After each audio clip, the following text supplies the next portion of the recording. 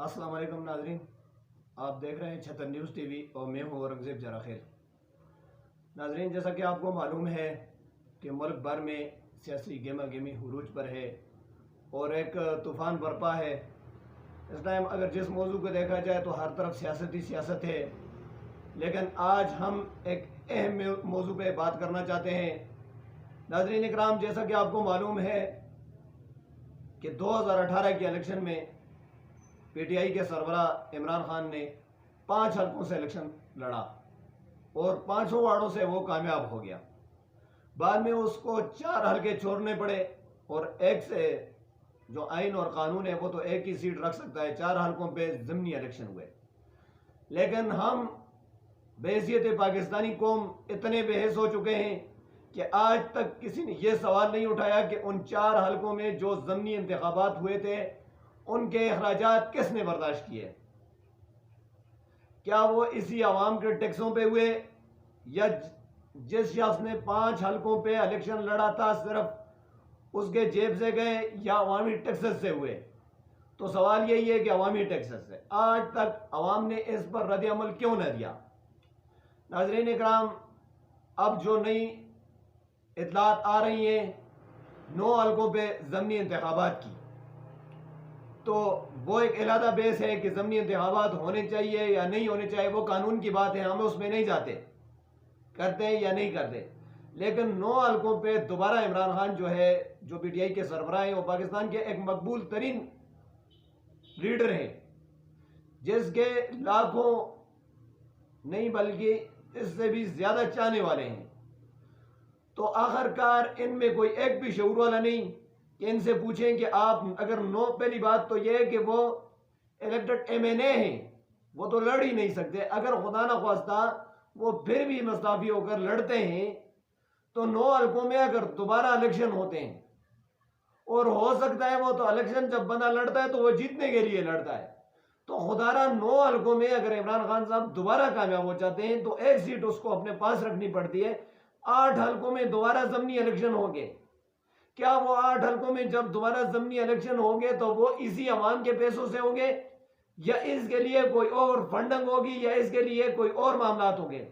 दूसरी जो अहम बात है, पीटीआई के तमाम एमएनएज ने मुस्ताफी हुए हैं और दोबारा वो किस तरह इलेक्शन लड़ रहे हैं। ये तो इलेक्टेड मेंबर थे कौमी असेंबली, इनको अवाम ने मुंतखब किया था। जब इन्होंने इस्तीफे दे दिए तो ये दोबारा इलेक्शन क्यों लड़ते हैं?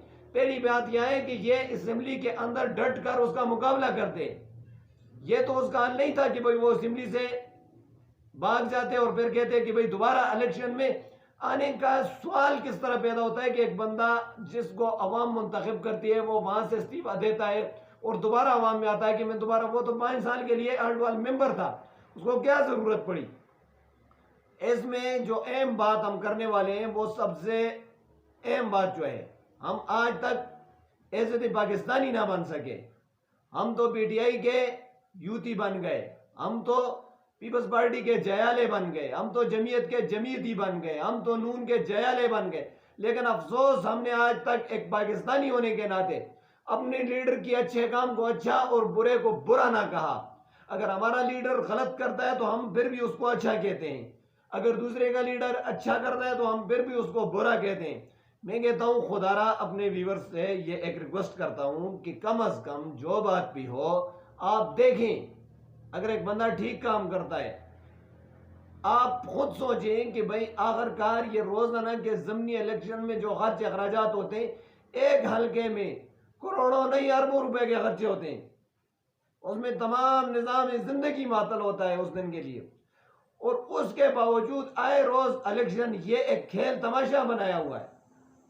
खुदारा आप जो हैं, जितने हमारे छतर न्यूज़ के व्यूवर्स हैं या और देखने वाले हैं, कम से कम जिन पार्टियों के भी हैं, इसके लिए आवाज उठाएं कि इसके लिए असेंबली में कानून होना चाहिए। हाँ, एक से अगर खुदा न ख्वास्ता एक बंदा बहुत ही ज्यादा इलेक्शन लड़ता है तो एक नहीं तो 2 हल्के कर लेना। ये तो नहीं तो 10 और 15 हल्कों पे एक बंदा इलेक्शन लड़ता है, कोई मेंबर भी लड़ता है, किसी पार्टी का सरबराह भी लड़ता है, ये गलत करता है। हाँ, फिर उसके लिए 2 तरह के कानून बनाए जाए। या तो इस तरह किया जाए कि ज़िमनी इलेक्शन अगर दोबारा होंगे तो उसके खर्चे वो बंदा अपने जेब से पे करे, तो फिर तो ठीक है, वो 50 हल्कों से लड़े, लेकिन ज़मनी इंतखाबात के तमाम अखराजात जो है वो अपने जेब से अगर पे करता है, नहीं वो बोझ अगर इसी अवाम पे डालता है, तो फिर उसको एक से ज्यादा हल्के से इलेक्शन लड़ने के इख्तियारात नहीं देने चाहिए। इसके लिए आज तक कोई कानून साजी नहीं हुई। मेरे पाकिस्तानियों, बात यह है कि सबसे अहम बात, ये जितने लीडर भी हैं, ये सिर्फ और सिर्फ अपने लिए, अपने बच्चों के लिए सोचते हैं। इन्होंने आज तक आम वर्कर के लिए और आम कारकुन के लिए नहीं सोचा। लेकिन आम वर्कर जो है, उसकी सबसे बड़ी बदबख्ती ये है कि वो रात दिन इसी सियासत में घुसा रहता है। आज तक उसने अपनी बका की सोच नहीं की। तो खुदारा अपनी बका की सोच करो, अपनी फिक्र करो, और इन लीडरान से जो भी गलत करते हैं, जो भी इस तरह करते हैं, उनसे आप एहतजाज करो। जब आप लोग एहतजाज करेंगे तो ये मुल्क तब ठीक होगा। अगर आप इसी तरह गलत को गलत नहीं और ठीक को ठीक नहीं कहोगे, और यही हालत होगी। हमारे संभलने की जो है, अपने अंदर एक शऊर पैदा करो और खुदारा अपने आप को पहचानो। वस्सलाम।